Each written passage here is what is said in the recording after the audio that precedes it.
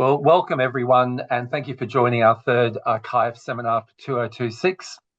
I'm Peter Beth, and I'm a chair at University of Western Australia. So I want to begin by acknowledging the traditional owners and custodians of the unceded lands, seas and skies we meet on today, wherever we might be zooming in from. In my case, that's from the Whadjuk peoples of the Noongar Nation on the Derbarl Yirrigan, the Swan River. I specifically want to acknowledge the Inundation people of Murujuga, where today's discussions will be focusing, and these comprise the Yabawara peoples, Matadunara, Narama, Yinjirbandi and Wangatu people. As usual, these sessions are recorded and scheduled for an hour with questions at the end. So please make sure you're muted during the presentation. It's my pleasure today to briefly introduce the two speakers for the CIEHF's May seminar presentation. First of all, Associate Professor Mick O'Leary, who's a multidisciplinary marine geoscientist. Mick cut his teeth on reefs and inshore environments of North Queensland. His research has broadened to include a range of topics, including sea level rise, submerged landscape archaeology, obviously inter-island voyaging, which we'll hear about today. Although he's based at the School of Earth and Ocean Sciences, he has very extensive research networks with anthropologists, marine ecologists, soil scientists, archaeologists, oceanographers and PhDs. He's been extremely helpful in providing a range of data for PhDs across a number of schools here and elsewhere. Professor Jo McDonald is the Director of the Centre for Rock Art Research and Management. She's an internationally recognised rock art expert who did her original PhD work on the Sydney Basin, but has expanded to do comparative and detailed work in the Pilbara, the Western Desert, the Gascoyne, Tasmania and so forth. She's been a director of the Centre for 15 years, the founding director. She's been the lead chief investigator on 3 major ARCs that have involved literally hundreds of people days and traditional owner ranger days on Murujuga, leading up to the World Heritage nomination. And she is currently just begun an ARC laureate project working with, I think, 12 PBCs, communities across the Pilbara, working on conservation strategies for significant outcomes for the Pilbara, particularly around rock art and tangible heritage. So please join me in welcoming these speakers to hear today's topic, Seafaring Competencies and Inter-Island Voyaging through Murujuga during the Holocene. Thank you. Over to you, Mick. Thanks for the introduction, Peter. Hi, everybody. So we're going to co-present today. Jo McDonald's going to give you a more broader background of the context of the study, how it grew out of the Dating Murujuga's Dreaming linkage project. And then I'll deal more specifically with the modelling of watercraft and voyaging competencies through the islands of Murujuga. And then we'll kind of come back together and kind of discuss some of the interesting questions that this study has raised more broadly about voyaging along the northwest of Western Australia. So I'll just start by, again, just paying my respects to the Ngarrindjeri people of the of Murujuga, whose lands, whose technology and whose culture we'll be discussing today. Thanks very much. Yep. So that me next or you? I'll just say one last thing. I'll sort of also mention this was a very multidisciplinary study. I mean, Jo, archaeology, kind of marine science for myself, and we're working with oceanographers Camille Grimaldi and Mike Cutler, who did the hydrodynamic modelling, Rich Evans and Molly Masaka, who are marine ecologists, who've been working up in Murujuga, looking at connectivity of marine organisms. And the model we used for the study was basically comes out of an ecological study, a marine ecological study, and we reapplied it to this kind of these questions. And Scott Draper is also a coastal oceanographer, and the specific model that we used was originally designed to predict the best directions in which the Rottnest Island swimmers should take during the annual Rottnest Island swim between Perth and Rottnest. So it's interesting how these different models have come together for this particular study. So Dating Murujuga's Dreaming is an ARC linkage project which is a collaboration a multidisciplinary collaboration with Murujuga Aboriginal Corporation. It's one of 3 that has been ongoing in the archipelago over the last 10, 15 years or so. And it was one which is very sciencey, so it is in fact one of our less intergenerational or two-way science sort of projects that we do there, but it is one which addressed directly some questions that Ngardanali had at the beginning of the project. So it's a project which is very science heavy, but it is one that is focused on Murujuga's interests in understanding the age of the art and understanding the environmental context of the changing production through the deep time record that we know that the art reveals, and provides us with a whole series of different approaches to understanding the environment which we didn't have before. So in the broadest sense, what we've been trying to do is in fact provide more context to understand the art that we've now documented. We still have only documented probably, I would say, less than 5% of the art across the archipelago, but we now have a much better idea because we do have systematic samples from across the region. But at this stage, the art is we can chronologically arrange it, but we don't have any direct dates on it. And so this project has really been trying to understand how we can better understand the continuity and transformation of that landscape, the way that the environment has provided different types of mechanisms and opportunities for people in that landscape, but also given us a really good sense of how it is that people have transformed that landscape through their use of it. This is a new animation of the sea level rise that has happened there. Mick has done some more modelling of the bathymetry. Patrick Morrison has. Sorry? Can we see your screen? Oh, we're not sharing. That's oh weird. My God. Why did someone not say? Sorry. Right, nothing's important so far. Let's just go back to come There we go. Yeah. Thanks. Let's just go back. We'll just go back one.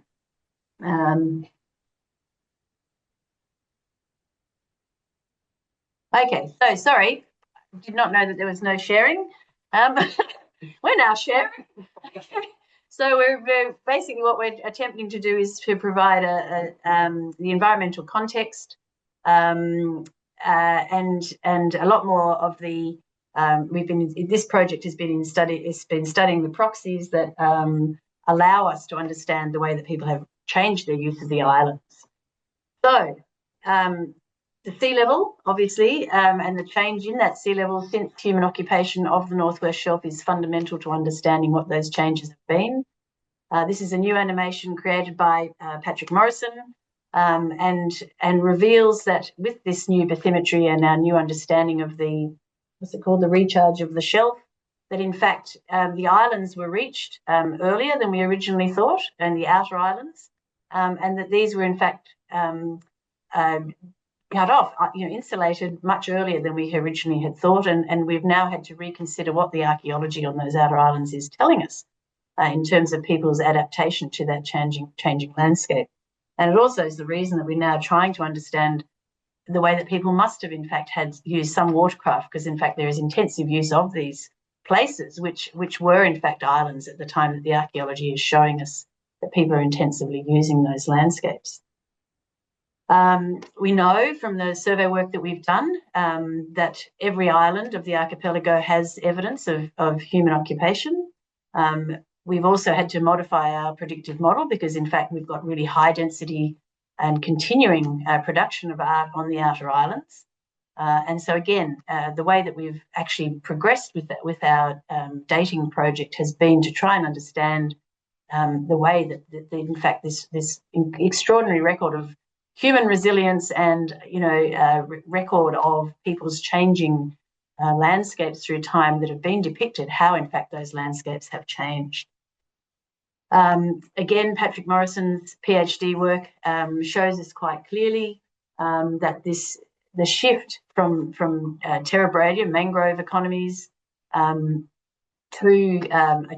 with the sea level rise, and then with the re-establishment of those islands and the re-establishment of the resource zones around the outside, the sandy resource zones for turtle nesting and for, of course, mangrove growth, is critical for actually understanding what those changes are. a Bayesian model of the, in fact, I think I've got that as the next one. Our original deep sand bodies, which were the ones which had this deep time record from 10,000 up until contact, the Bayesian model showed that as a continuous period of occupation through that time period. But really, when you look at the dates that are being provided by the different types of species, you can really see that there is likely to have been a gap in that intensive occupation of the outer islands between about 7,000 years ago until about 3,000 or 4,000 years ago, when in fact people started using a range of the different resources. And so with this change that in fact Mick's work, going back for one more thing, the rock art basically still is showing us this, that people have in fact continued to use the islands. We know from the dates of the most recent occupation in the sites that people were there in the last couple of 100 years. We know from historic references that people were in fact using the islands, and early explorers who visited the place saw footprints and evidence of people being out there. But the art also tells a story of a changing focus in that use of those outer islands to probably being focused on the outer edges of the islands, and while people were still using all parts of them, the fact that there is no permanent water on Rosemary Island, for instance, means that people had to schedule their use of that place to actually be in times when they would have been able to get drinking water. I guess just one other point too, Jo, when it comes to the archaeology, is that we've seen the new sea level model showing that it arrives at Murujuga around 10,000 years, and then it becomes an archipelago from about 10,000 to 7,000. But what we're seeing is people using these islands almost as soon as they were forming, people were using and travelling to those islands. So the transition or the application of watercraft technologies was almost coeval with the islands themselves forming, which is interesting in terms of how that technology was transferred or adapted in a really quick way. Exactly, yeah. And that's what these graphs actually show. So you've actually got these intensive early Holocene middens, which then stop. You've then got some use of rock platform species, not as intensive. Certainly they're more sporadic, and they're definitely located spatially differently. And yeah, just on that too, like what Patrick's thesis will talk about is the transition not only of the landscape but the environment. So we're seeing more mangrove dominant species, the Terebralia, in that very, very early stages of islandization, and people exploiting those resources on the islands. But then we see more of a transition to rocky platform and sandy type of species. That's with the Anodara and the chitin. That's right. Called rock, chitin and Tegelaga. Yeah. So, and then of course the question is, what were those boats? Because the historic records indicate, Philip Parker King has depicted, in fact, this mangrove log. There are other records of people using this simple wooden construction from a very, very limited part of the northwest coast, very different to the canoes and things that we used up in the Kimberley and other parts across the north. And of course, the question is, how did these things actually suddenly come into being? Because obviously, if these people are moving off the outer edge of the coastal plain, they're obviously not coastal mariners as they're coming in off that thing. Certainly, Patrick's earlier paper looking at the lack of islands in the Pilbara in the Pleistocene suggests that this is in fact a new innovation. So that's really what the focus for the analysis has been, because obviously also we had the Flying Foam Massacre in 1868, which we've actually now looked at the way that people moved around the landscape in searching for the people, the Yabawara who were camping in King Bay at the time, and then there was this sustained effort out of Roban to try and find the people who were that they were still seeking for several months afterwards.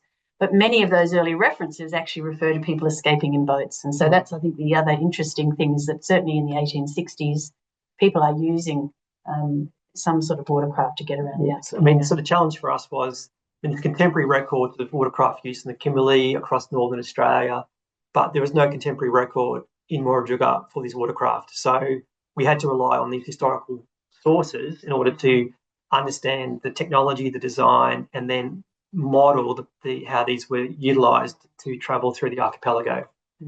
So over to you. Yeah, so in terms of the actual craft themselves, everything I'll talk to in terms of the descriptions here come from those historical sources. And then the imagery you'll see here are sketches drawn by Philip Parker King from his navigation and charting voyage through Murujuga, I think 1826, around that 1812. Yep. And so we have the Yabara man on a log canoe, as they were described in those historical sources. And these were described as being solid, cylindrical, and a buoyant timber float. And the lengths through these historical sources between 1.8 and 2.4 metres long and between 23 and 30 centimetres in diameter. Now, interestingly, it wasn't a single piece, but there are 3 sections that were joined, a central section about 1.2 metres long, and then 2 end sections about 40 centimetres long at either end. And these ends were sometimes tapered or ornamented or slightly upturned. And you can kind of see a really nice cross-sectional profile of, again, the Yabara man sitting on his watercraft. And you can see the waterline and how the watercraft or the log is kind of the buoyancy, and it's situated within just below the water level there. And we'll talk about how it's actually used, how people use this watercraft.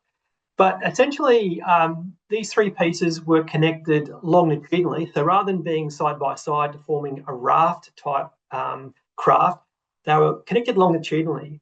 And so Philip Parker King makes a really nice description in his log about these ends being pegged. And rather than the pegs being kind of forming a straight connection between the 2 end-pieced logs, they're actually bent to the opposing holes. And in his sketch, you can see here, those little lines or the gap between the 2 pieces and these kind of lines that kind of cross each other. I think that's his way of illustrating this process where a top peg went into a bottom hole and another peg went into a cross hole. So effectively what that creates is a situation where rather than these straight pegs, you can easily just pull apart the logs. The fact that they're crossing over each other, it creates kind of a torsion or a resistance, which makes them for a much tighter connection. And so you're not going to be paddling and all of a sudden, the thing's going to fall apart on you. And the other interesting addition to these log rafts were a couple of pegs or several pegs and rails that were built on the bow of the boat. And you can see here and in the early image where the paddler would put his feet up onto the pegs, and then they would paddle with their, I think I'll talk about this in the next slide. So they sit astride the log, they place their legs horizontally along the float, they rest their feet or toes against these pegs or the rails, and they propel the craft forward in a kind of freestyle stroke. So one hand then the next, and then there's a description of at speed the paddlers lean forward, and they're actually quite zippy through the archipelago. And what's interesting, one of the last recorded entries of people using this watercraft was during the Flying Foam massacre, and they were trying to chase the Yabara people who were escaping the police on these watercraft, and they couldn't keep up with them. So they're actually quite speedy through the archipelago. They travel through the archipelago. So key questions we had was, well, how do people travel across the archipelago? Did they island hop, or did they ride tidal currents to their final destination, similar to the approach used in the Kimberleys? Like the Kimberleys, the Pilbara Murujuga has quite large tidal range, so up to 4, sometimes 5 metre tides during those spring conditions. And so the currents can be quite strong. And the question was, well, could these currents be utilised to travel through the archipelago, or were other strategies needed to travel between islands? And lastly, what were the external influences, if any, shape the design and use of these watercraft. So in terms of how we did this, here's the map of the archipelago, and we tried to decide how we were going to model this. And so we decided that we would look at a journey from the mainland or the eastern archipelago through to Rosemary Island, which is the most seaward of the islands in Murujuga. And so the variables that would influence crossing times would be obviously the distance between the islands, the speed that the person's able to paddle, and the tidal currents and the directions. And so the assumptions we made when we created this hydrodynamic model is people would more likely cross between islands where the distance is the narrowest. And when we modelled a paddler making that journey, we basically made sure that they always paddled towards their destination despite being pushed by currents. And we had a very, very high resolution hydrodynamic model, which allowed us to kind of test these modelling of these paddling departure times as it relates to the tidal conditions. And so what it looks like is, let me just go to the next slide here. So on the top right is effectively one snapshot of the tidal currents for the archipelago. The arrows indicate the direction of the tidal directions or current, and the colours indicate the speed of the current up to 0.2 meters per second in the passes between islands. And the oceanographers we're collaborating with use actual real tidal conditions. So they took an actual tidal cycle between 15 days to capture both neap and spring tides, and they released a kind of synthetic paddler every 18 minutes across these 15 days. Day and night, it didn't matter. So each of these dots within the tidal cycle you can see here is when a paddler was released. Now, we don't know how fast these people were able to paddle this watercraft. So we had to come up with a number of different speeds, which we call an easy pace, a moderate pace, and a tempo pace. So 0.33 meters per second, 0.66, and 0.99. And just for context, if you're a kind of a long distance swimmer, your maximum speed you would be swimming would be around between 0.66 and 0.99 meters per second. And so we kind of had this as a target speeds for our paddlers. Now, the other point we make is the paddlers' speed remain constant during the entire journey that they make, and they'll always aim for their destination regardless of where they're being the current might be taking them. And so what it looks like is, just to give you a bit of context, so this is one of the shorter distances. This is between Intercourse Island in the south here, and this is the tip of East Lewis. It's about 2 kilometres distance, but you can imagine setting off on a log canoe. It's a very calm, benign day, this particular day this image was taken, but that would be considered one of the shorter distances that we tested. But some of the distances out to Rosemary, it kind of doesn't really give you the full context just looking at a map. But in a boat, it feels like a long way away. I can't imagine it being on a log canoe. So this is what we look like. So effectively, the blue line here represents the tidal movements across, I think this is 2 days. And the green lines represent the departure of a paddler and how long the journey would take in hours. So this is the crossing time. And this is Route 3, and this is West Intercourse to Intercourse Island.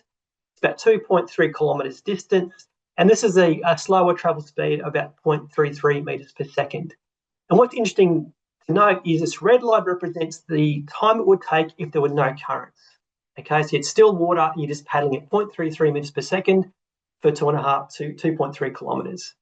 Once you start to add a tidal movement through this particular channel between the islands, then you can see that the departure, the crossing times will change depending on your departure time.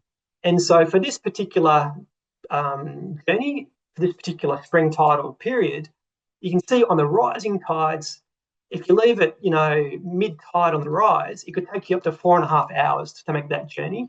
Whereas if you make a journey on the end of the falling tide, you could potentially get across in less than 2 hours. And this is traveling at this slower 0.33 meters per second. And so what I'm going to show you now is the durations some of these journeys take for the different crossing times. But this takes into account all 300 synthetic departures and the range of times it takes to make those crossings. And so what you can see here is this is island skipping. This is to test if you could use the currents plus some paddling to make long distance journeys from the mainland or from the eastern archipelago over to Rosemary. And so these are the red line indicate our long distance point to point journey times. And you can see at slow paddle speed, you can looking at times above 15 hours. So if you were going to, it would be highly unlikely you'd make that journey at a slower paddle speed, particularly if you've got family members or groups of people. As you start to increase to a moderate paddle speed, you could probably make these journeys in just under 10 hours. And then our fast paddle speed, it would still take you more than 5 hours to make those journeys. So I'm just trying to imagine paddling at a fast pace for 5 hours, whether that's a viable journey to make or not. And so you would think that there must be another strategy than trying to make these long distance journeys in one go. And so the other scenario was that people would island hop. So make small journeys between islands, then maybe walk across the island to your next departure point, then make that next crossing. And these are our green lines. And so you can see here, we tested journeys from west intercourse, across an eastern path through Enderby, Goodwin onto Rosemary, and then an eastern path from west intercourse through East Lewis, over to West Lewis to Malice, and then onto Rosemary as well. Again, we tested the different speeds from slow drift speed. So we wanted to test, could you use the currents to get you to make those journeys? And again, you're looking at, just gentle, very gentle paddling, 1.5 meters per second. And the times range anywhere from, 5 hours up to, 30 hours. If you mistime your departure, you're looking at up to 30 hours. So these box plots basically mean the bottom here would be the fastest journey, the top here would be the slowest journey of those 300 departures, and the box themselves represent the 90% of all departures, and the black line represents the average it would take. Ideally, you would be trying to depart when you could make the journey in the most shortest time. But as you'd expect, as we increase our speeds, the journey times start to decrease. And, even at a moderate speed, some of these journeys could be made in less than an hour, or between, say, half an hour, maybe 2 to 2.5 hours across all crossings to get out to Rosemary. You may not be able to do it in a day, but certainly you can make fairly quick, effective or efficient crossings in these moderate to fast paddle speeds. Now, the other interesting thing is when you would depart in the context of the time of month, we were looking at neap or spring tides. And when we looked at simply the tidal phases, whether we're looking at very neap, small tidal ranges, which would result in smaller currents, versus our really strong spring tides, we would expect stronger currents to be moving across our between our islands. As we again would expect, and the modelling shows this, that the variability in the crossing times is much more reduced during our neap tides, days 1 to say 6. So the departure time wouldn't really matter. You cross really any time of the day, and the journey is going to take, within, half an hour difference, depending on when you depart, make that journey.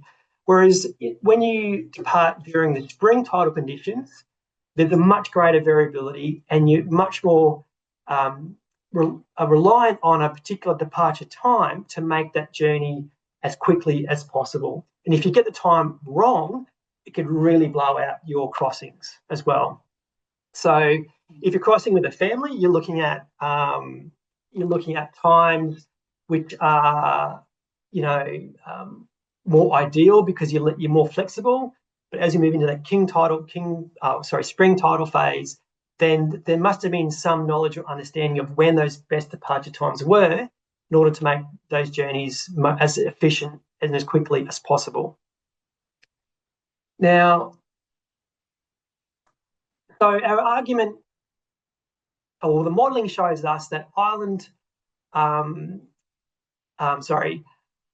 skipping or direct journeys was more unlikely given the times it would take to make these crossings.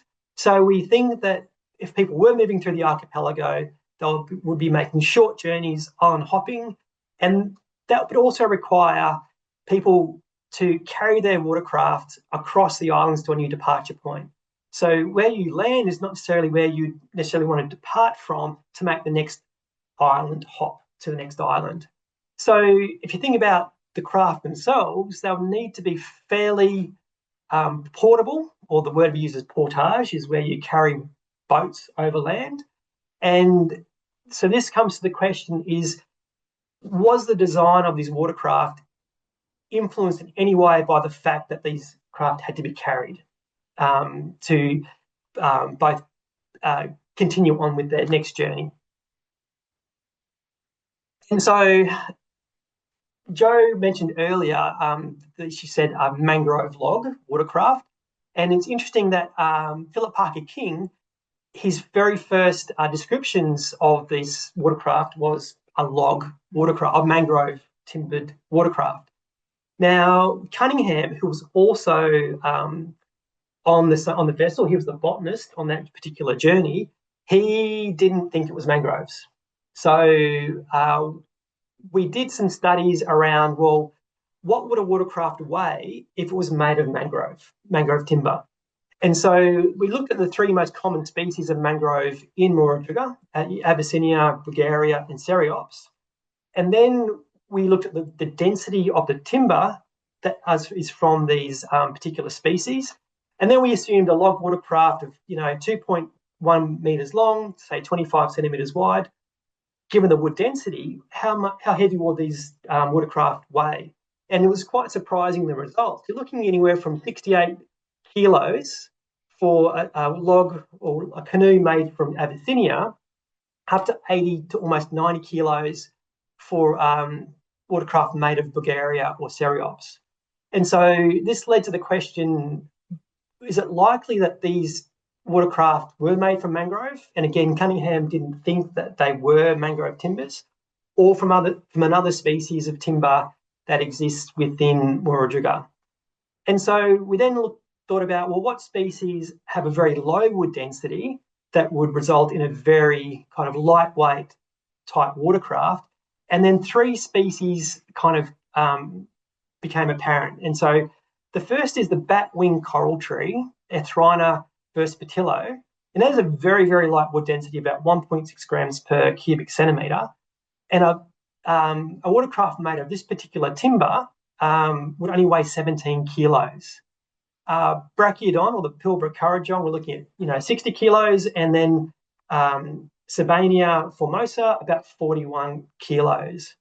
And what's interesting about Ethrina as well is that this particular genus, Ethrina variegata, I think is how you would say it, is used throughout the South Pacific as the outrigger for a lot of the canoes that are built through that part of the world.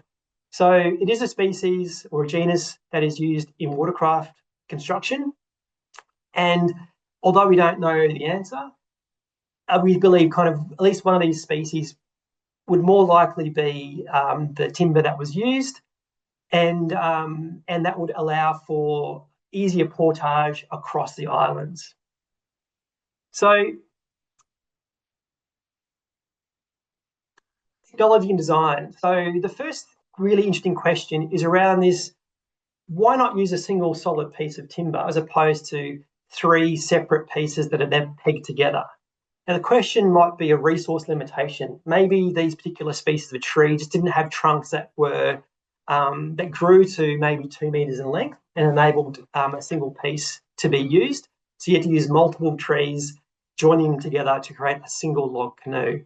But, talking to people who've worked through the Pilbara, Fiona in particular, we've had some interesting discussions with Fiona, and they do grow quite tall. So I don't think resource limitation was a factor in this kind of 3 separate pieces being joined together.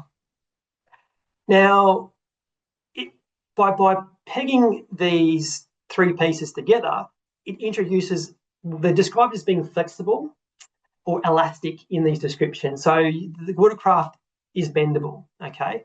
So what advantages, if this was a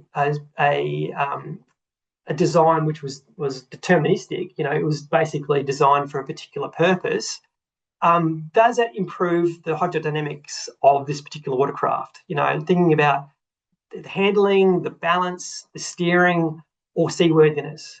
And so we have some, thoughts about, the handling by introducing this flexure in the watercraft. It effectively creates rocker, which is the kind of the curve, the longitudinal curve in watercraft. And so by introducing rocker, it means if you're traveling into or with waves, it means rather than the watercraft maybe nosediving down as you kind of surf a wave, it might bend and create enough of a rocker to kind of lift you and stop the nose of the boat nosediving. And as well, if the foot pegs are situated on that front timber, maybe it can flex laterally as well. So maybe you can induce some steering with the foot pegs to maybe turn the craft without actually changing the pace of your paddling as a possible design feature as well.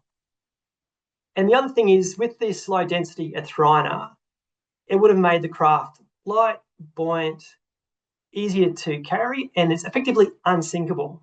It's a solid piece, unlike, say, a dugout canoe or a bark canoe. So, these performance benefits really are just all theoretical at this stage.